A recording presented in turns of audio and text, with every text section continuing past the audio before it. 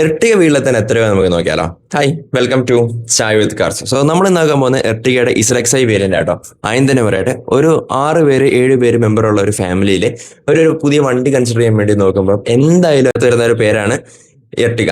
ഈ എർട്ടികയുടെ ഇസലക്സൈ നോക്കാനുള്ള കാരണം ഇതാണ് most value for money variant. കാരണം LXIയും VXI ഒക്കെ ഉണ്ടെങ്കിലും അതിന് ഭയങ്കര ഫീച്ചേഴ്സ് കുറവാണ് ഈ റേറ്റ് ഒക്കെ വെച്ച് നോക്കുമ്പോഴേക്കും. ഇതിന്റെ മേളിലോട്ടാണെങ്കിലോ നോക്കിയാൽ XL6 ആണ് വൃത്തി ഓപ്ഷൻസ്.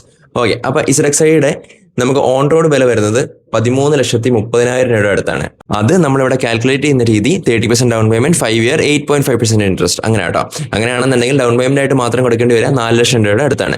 അത് 5 ഇയറിലോട്ട് 8.5% ഇൻട്രസ്റ്റ് നമ്മൾ നോക്കുമ്പോൾ 19,700 രൂപയുടെ അടുത്താണ് മന്ത്ലി EMI വരുന്നത്.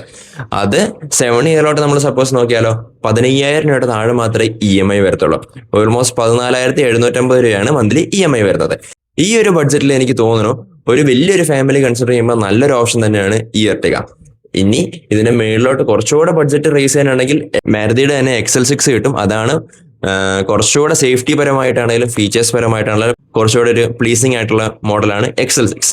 ആ XL6ന്റെ പ്രൈസ് ബ്രേക്ക് ഡൗൺ വേണമെന്നുണ്ടെങ്കിൽ നിങ്ങൾ കമന്റ് സെക്ഷനിൽ അറിയിക്കുക. അതോടൊപ്പം തന്നെ പുതിയതായിട്ട് വണ്ടി എടുക്കാൻ പ്ലാൻ ചെയ്യുന്ന ഒരാൾക്ക് ഈ വീഡിയോ ഇപ്പൊ തന്നെ ഷെയർ ചെയ്ത് കൊടുത്തോ. ഇതുപോലത്തെ കണ്ടന്റ് നമ്മുടെ കൂടെ ഫോളോ ചെയ്ത് നമ്മുടെ കൂടെ കൊടുക്കുക.